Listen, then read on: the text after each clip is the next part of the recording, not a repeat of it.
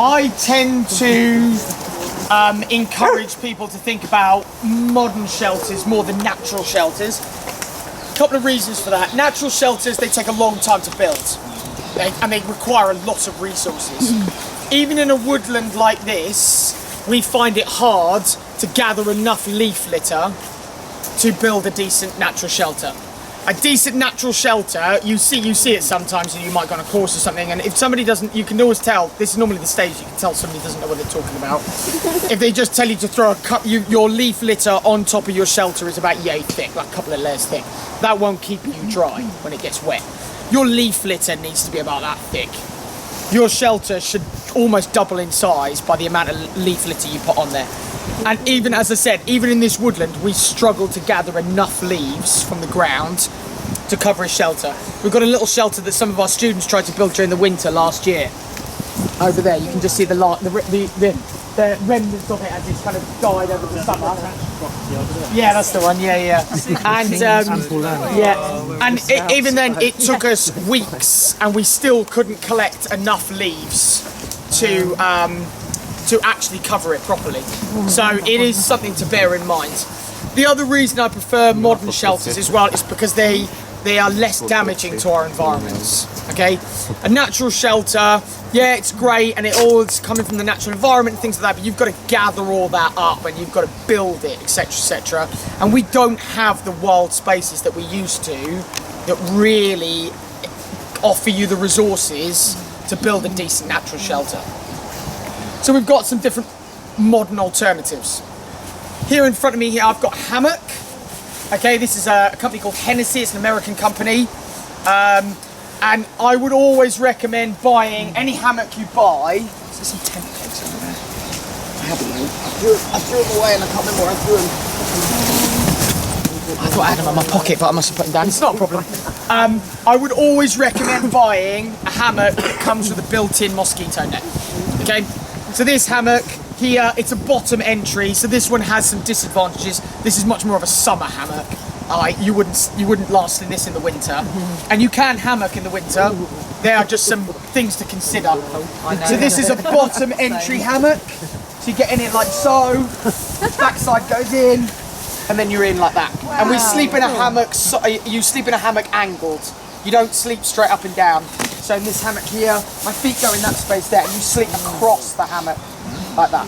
Yeah, very comfortable. I've spent many a night in that hammock.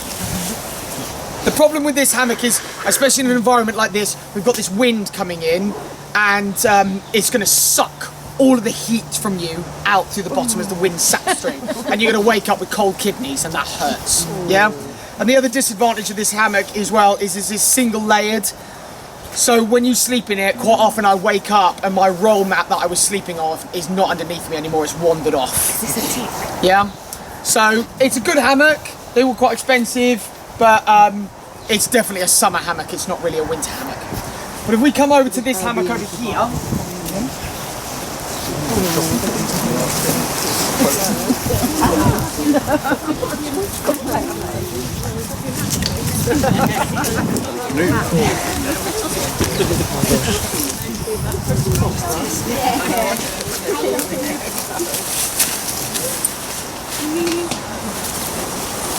you getting in? Backside in first. Backside in first, always. So bum in first. That's it. Always bum in first into a hammock. And lie back, legs in. That's it. Just lie there for me. Is it comfy? Okay. Come on, let's go. Come on then, let's go.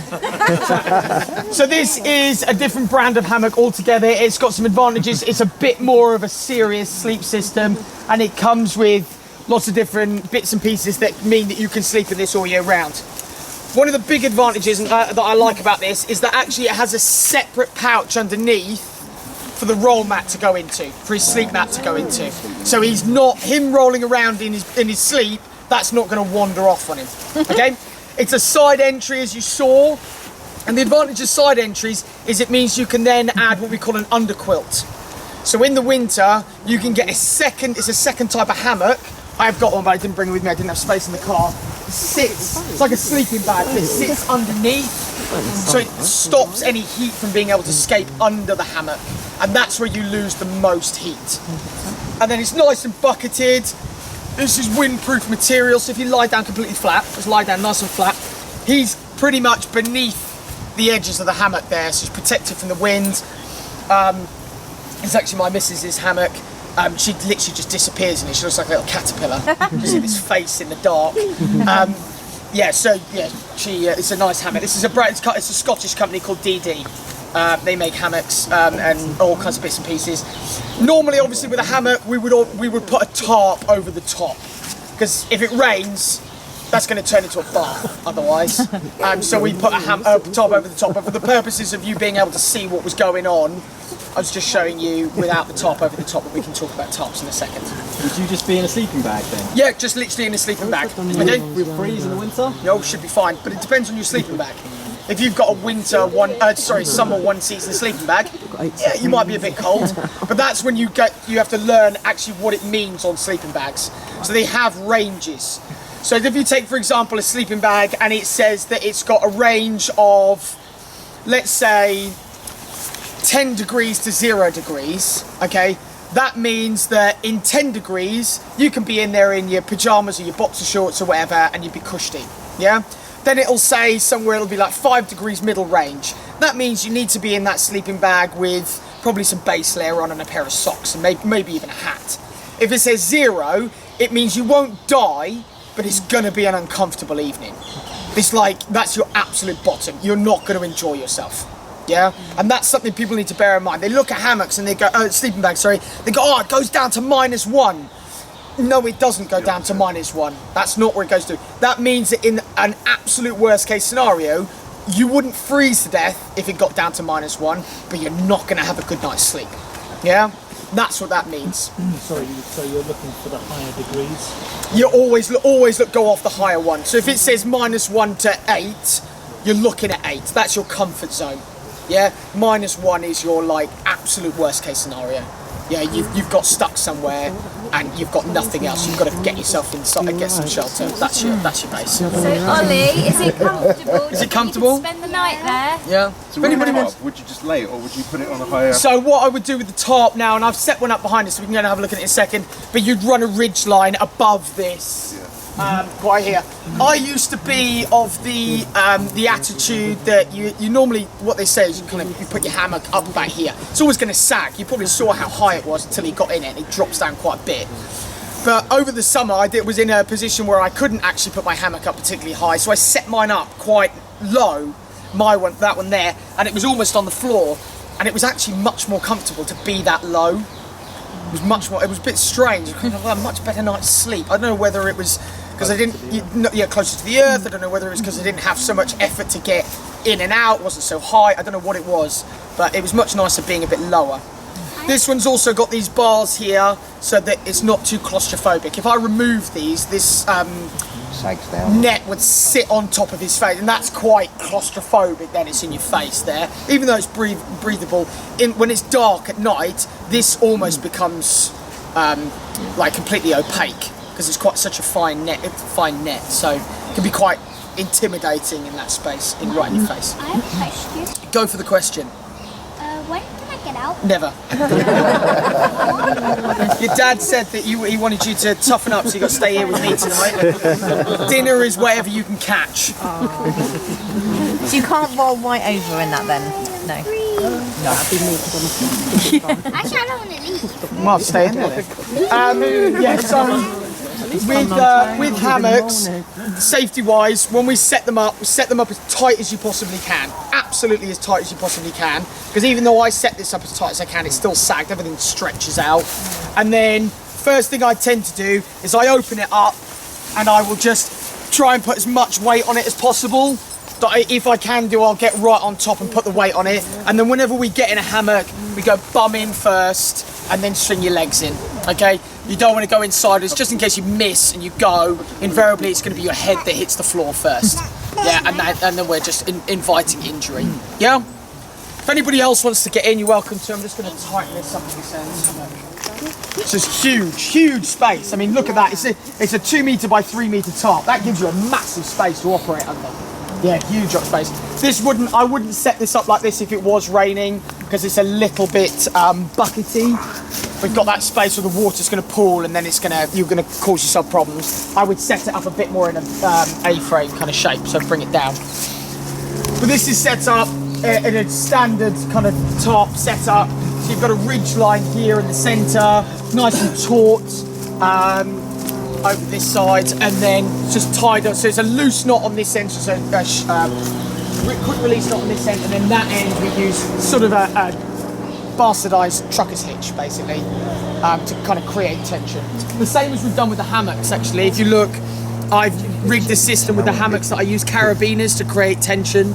So the rope goes round the tree, through the carabiner, and then back on itself, so that's how it creates tension. And we do that at that end. And then here, guy lines. Notice how the guy lines are incredibly long. Yeah? Incredibly long. They're about 10 metres long each, the guy lines, because you never know where your nearest tree is to be able to get your guy lines up. And here's a prime example. The best tree for me for this corner is all the way over there. So it's giving me that space to pull that through. What was up with these? They're at the wrong angle. It would have created bow in the top. So if I pulled that way, look what happens to the top. Okay. See that there? Yeah. Yeah. So it's important to have the right trees in the right direction. Yeah, and that is not anything really that can be taught. That's something through experience. You just spend a lot of time putting these up, taking them down, putting them up, taking them down, not all in one day, but over time. And you learn, like, okay, what's the right angle for these tops and things like that. But what you want to avoid, so like I'm saying, if I come to this tree here, you can see those ridges forming in the top there, over here. Yeah, we don't want that. Those are rain channels that's going to cause you problems. Good way to collect rainwater, though. Yeah, great way to collect rainwater. The only downside is, of course, is if the top is dirty, you're going to make your water dirty. But yes, yeah, great way of collecting rainwater. The tension is created on the top at the top using prusik knots. It's a type of climbing knot. It's just a smaller thread wrapped around a couple of times. I can show you some knots if you want to, but it has to be over a thicker rope. Prusiks won't work if you use the same thickness rope on itself. They just don't bite quite as well. And that's what creates the tension. So I can loosen that off and tighten it off, but it won't go anywhere unless I want it to. So if I pull on that, it won't go.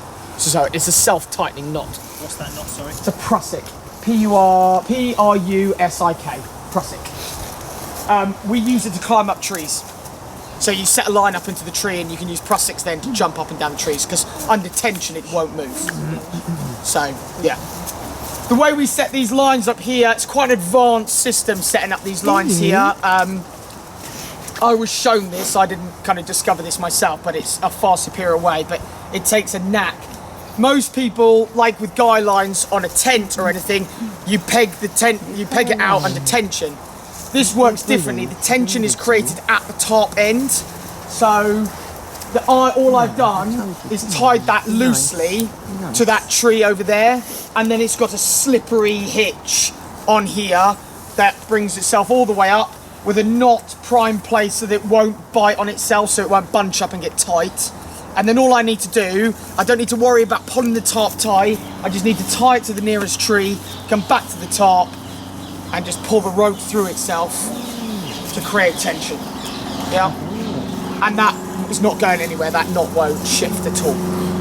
You just have to be careful because you're moving rope along rope. You can burn yourself quite easily on the rope.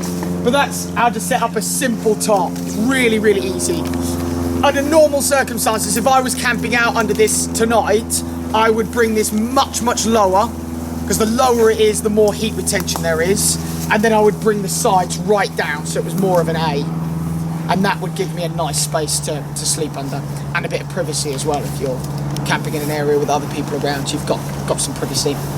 And then I've got an inflatable mat under here, just to keep me off the ground, keep me insulated. There are some advantages to the inflatable ones and disadvantages. Obviously, the inflatable ones pack down absolutely tiny.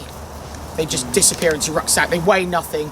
But of course, if you lie down on that and a stick goes through the bottom of it and punches a hole in it, it's game over. Yeah. So they have advantages and disadvantages. The alternative is, of course, the old closed cell foam mats. Do you remember the old roll mat type things? But of course, difference there is that they're bulky, they're a bit heavier, they take up a lot of space, but you know, they're practically bomb-proof. So it depends where you're going. You can get some now, there's a company called Thermarest, and they make a half and half. So it's got that foam inside it, but it also inflates around the outside. Because somebody just grabbed me that orange bag just there, the orange dry bag. Thank you very much. This is a similar brand, but you can see it doesn't pack down quite as small. There is a grey bag on the floor just there. That's one of these inflatable mats. So you see the size difference. Yeah, so this is one of those, and this is kind of one of those half and half ones, and it just does not pack down. You know, in a rucksack, that would take up a ton of space. But then, once again, if there's a hole in it and it deflates, you're not going to have a cold night's sleep.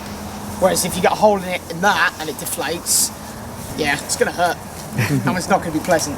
Okay. And tarps wise, I mean, it's worth spending a bit of money on your tarp because you're going to get better grommets, better stitching, so they don't start to fall apart. Yeah, you can buy some cheap tarps. You can pick a tarp up off Amazon for like £7, like the camouflage ones that are down in camp. But under any kind of wind, the grommets in the corner here just start to rip out, and then they're gone. Yeah, I've got. There is a. Did I bring it up here or did I leave it down there? I think I left it down there.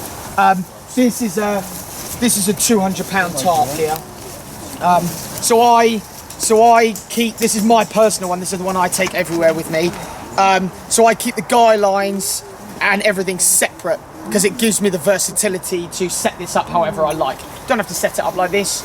I've set it up in lots of different ways. Set up like a lean-to, but they're all just set up, all ready to go. So all I have to do is clip those on. When I'm all set up with the ridgeline, I just clip those on, pull them out, and they're good to go. This is made by a Finnish company called Vahiva Hellas, and yeah, this is a great tarp. It took months. They're all handmade, made to order, and it's got reflective material on the inside, so to reflect your body heat back at you. Yeah.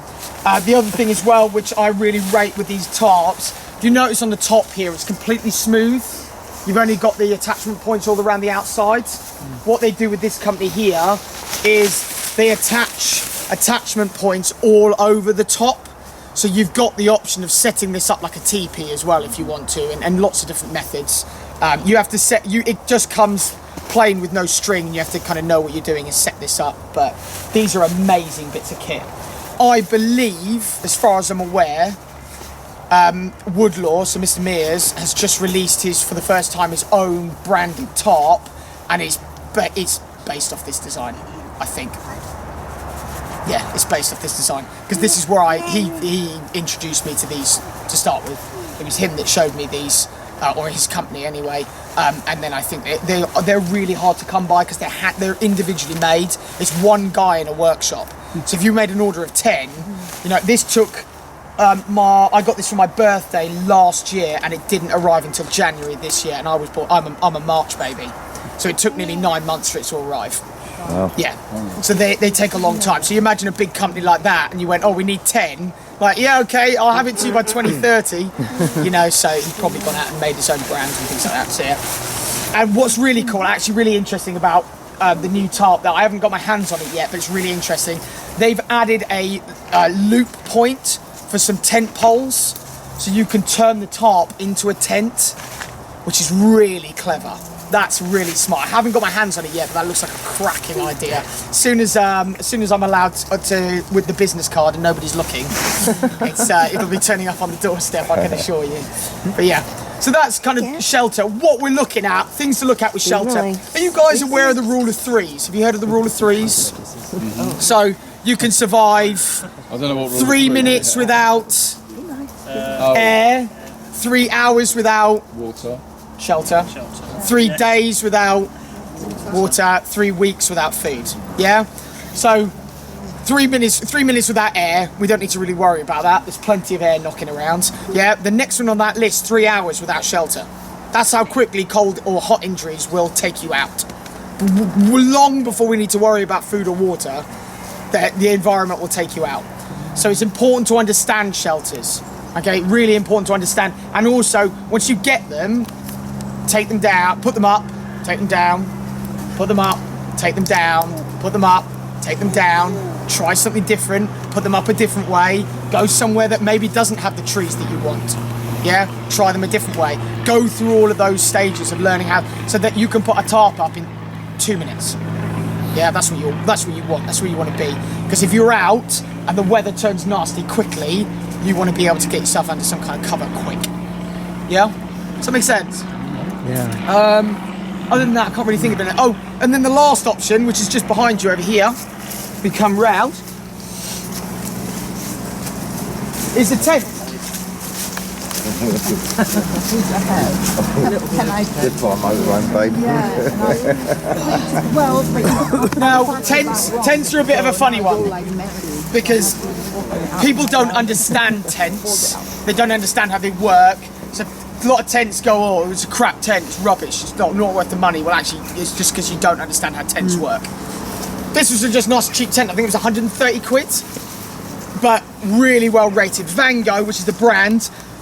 I've only ever had Van Gogh tents. They are, and they've never really let me down. You can spend thousands of pounds on tents. You could buy a Hillyberg tent for £2,500. I mean, it'll weigh next to nothing. It'll stand up next to 60-mile-an-hour winds. But, you know, do you need that? Well, yeah, it depends what you need it for. So it's up to you, really, kind of what you do with tents. This is small, packs down. And the other golden rule with tents, if it says it's a 2-man tent, it's not a 2-man tent, it's a 1-man tent. If it says it's a 3-man tent, it's not a 3-man tent, it's a 2-man tent, and so on and so forth. Okay, because this is a 2-man tent. This is a 2-man tent. Can I get a man to get in there? Come on, get in there. I'm only a little man. You're only a little man. Let's get a man in there. Yeah, you can leave him on. It's fine. Honestly, it's fine. Yeah, just get in there. Now, and just lie down flat. Loads of room. It's intimate. No, get down flat. Like you want all the space you want. Don't be there. You need to be the other way up anyway. But never mind. Your head needs to be at the other end. Yeah. Right. So now try imagining getting another person in there next to him. Yeah. And your rucksack and your boots and anything like that, all in that space that's left there. I mean, even if I got in there, probably the second smallest person here next to him, that would be tight then. Yeah, it's going to be a tight night. There you go. There's the second man. There you go.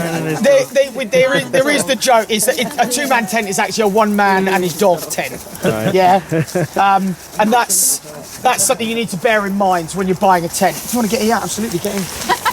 Get in. So these are the much simpler option, aren't they? Yeah, much simpler option. But then you're looking at weight.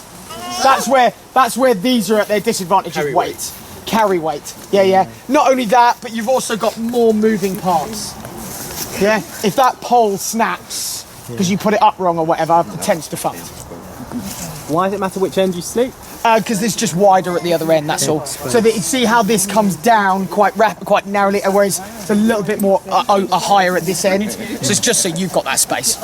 Just so you're not waking up in the middle of the night like, it's in my face. Cool. Can I try? Yeah, of course you can. Do you think it's warmer in the tent than It's warmer in a tent. Warmer in a tent, for sure. I can't get out.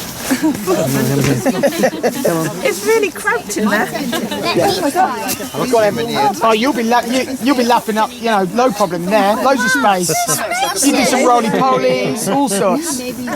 Yeah. So I bought this for me as a 1-man tent. It's a 2-man tent, but I bought it as a 1-man tent for me. Yeah. So, I mean, and I know I'm small as well. So when people are like, oh, it's a tiny tent, I'm like, perfect. It's exactly what I need. These are the different conditions. Yeah, conditions. It also depends on what you're trying to do and whether long term. I mean, I've lived under a tarp long term. I've lived in a tent long term. I've lived in a hammock long term. The best combination was a tarp and a tent. That was nice. So I set the tarp up like that, and then put the tent kind of at one end. So I've got a tent that opens out into like a covered area, and that actually protected, because the time I was doing that, it also snowed really heavily. And a couple of the guys who I was with, snow fell out of the trees, landed on here and snapped all the poles in their tents. One of the guys had one of those £2,000 hilly bow tents. Yeah, and it snapped the poles. It was less than happy. Whereas, so we all put our tarps over the top, because the tarp has got flex to it. So if a load of snow hits it, it's just going to hit it and slide off or bounce or whatever. So it's not got a rigidity. It depends what you're doing with it, really, and depends how long you want to be in here for. So that's what you do with your stuff. So yeah, quite often it lives in your rucksack, which lives underneath you and your tarp. Yeah, it's a whole process. So what I normally do for my sleep in a hammock is I will sort everything out, brush your teeth, blah, blah, blah, blah, blah, get into your pajamas or whatever it is you're going to wear, put everything away into my rucksack, except my boots, okay? And then put the rucksack kind of flat underneath me, or up against a tree or whatever, and then you get into your hammock and you go to sleep. And then the next morning, you get out, straight into your boots, or quite often I take my boots into my hammock with me and just push them up to the end, just kick them to the far end. And then if you're really that bothered and you're in a space that you kind of, like when I'm doing this, sometimes I'm at festivals and I can't really be knocking around in like just my pants at a festival, and like I can do here. So I might put all of my clothes for the next day in a dry bag, and then just take that in the hammock with me, and then next morning it's just a case of getting into your clothes in the hammock, and then you just step straight out into your boots and you're ready to go. It depends what you're doing, really. It's a process. It's the same in a tent. Yeah, you've got loads of room, but it's not the same as you've got in your bedroom. So you can't be going like, I just put my trousers on. It's a process of learning how to do those things in those kind of environments, in those spaces. In an apocalypse situation, which would you take with you? Just a tarp. Just a tarp? Just a tarp and a bivvy bag. Have I talked about bivvy bags yet? No, I haven't, have I? I think I bought one over. Let me just have a little grab one. Sorry. I'm coming back. I'm coming back. Stay there. I'm sorry. I'm coming back. So, one thing to extend the life of your sleeping bag, because they're really hard to clean, sleeping bags, is to get a mummy liner. Yeah, so it's just a cotton sleeping bag. It's just a cotton sleeping bag that you get into, and then you get into your sleeping bag, and this you can throw in a washing machine or wash in a stream or put in a pile of boiling water, but you can't really do that with a sleeping bag, so it extends the shelf life of your sleeping bag and protects it. Yeah. Other options: creature comforts, pillows. Yeah, you can get all sorts of different sorts. These are nice. I mean, you can get inflatable ones. I don't like the inflatable ones because they make a lot of noise, because it's that plasticky material. So every time you move on them, you get that kind of noise, which is not nice. Leave that in there for later. And then bivvy bags. So bivvy bags is just basically a giant waterproof sleeping bag. It goes over the top of your sleeping bag. Yeah. So actually it goes over more than that. It goes over the top of your sleeping bag and your roll mat. So your sleep pad will go in, your sleeping bag goes on top, and then you get into both and you're sleeping on top. So everything is inside this. And then you can just sleep under a top. Yeah, so under a top. So that would be my this is what we use in the military. So you just have a sleeping bag, and your sleeping bag literally lives in your bivvy bag, and that just gets stuffed to the bottom of your rucksack, and it just comes out, and then you just put a tarp up, and that's it. You dig a small hole to sleep in, and you just sleep in under your tarp in a bivvy bag. Yeah. Why the hole? Just to make you lower profile. Obviously, we're working from a kind of shooty, hidey kind of point of view, so yeah, you don't need to do that. But you can, not all bivvy bags are made the same. You need to look at the hydrostatic head, so that's how much water that it can hit before it starts to leak. There is no such thing as waterproof jackets or clothing or anything like that. They are only waterproof for so long. Yeah, once they hit saturation point, it just soaks straight through. That's just the way it is. Unless you put a bin bag over your head, there's no such thing as waterproof. But I would put one of these. I would have one of these, a sleeping bag and a roll mat under a tarp, and you'd be cushy. That's a nice way to sleep. Yeah, and I prefer sleeping on the floor. I don't like sleeping in a hammock as much as I like sleeping on the floor. That'd be freezing in winter though, right? It would be, but then once again, you would drop your hammock, your tarp, right down low. You can also get polycotton material tarps that are fire retardant. So you could set them up into like a kind of baker tent type style. So it's kind of like a slight angle at the top and then drops away at the back. So imagine if I lowered that one down to the floor more, angled this side closest to us up slightly, and the back angled steep down and pegged to the floor, so it's kind of that shape from the side. And then you can have a long fire in front, and that heat you will be roasting, absolutely stonkingly hot. You'll be stripping off, because you can build shelters like that and not have a sleeping bag altogether. You can just sleep in front of a fire without a sleeping bag. Just keep rolling over and warming different sections of you. Yeah. So someone stays up to keep the fire going all night? No, you just make sure you've got enough wood next to the fire, and every time it gets cold, you wake up and go, oh, it's chilly, throw a stick on. And that's it. Yeah. But those are all options. In your apocalypse type scenario, I don't know, it depends on what you're going for. If you want to move fast and light, then you're probably looking bivvy bag, sleeping bag, top. Because collectively, that probably weighs as much as just your tent. But then, you know, it depends on where you're going, what you're doing. That's the problem with this whole scenario, is that it's not just as simple as going, this is your one option, go with that. Yeah? Because if you were going up a mountain, where are you going to hang your top? Yeah, no trees. You've got no trees. Yeah? You've got no options. And then that thing, yeah, okay, it's not going to do anything, but if you get the winds you get in the mountains, you hit 60-mile-an-hour winds, that thing's going to disappear. Yeah, that's gonna go somewhere, and you'll be left exposed, and that's it. So those are your options. That's what you need to think about. It's not as easy as just going one ring to rule them all. You've got to know what environments you're going to and when you need it, and what sort of kit you need, etc., etc. Yeah, so it's not a simple process. It's a tough thing.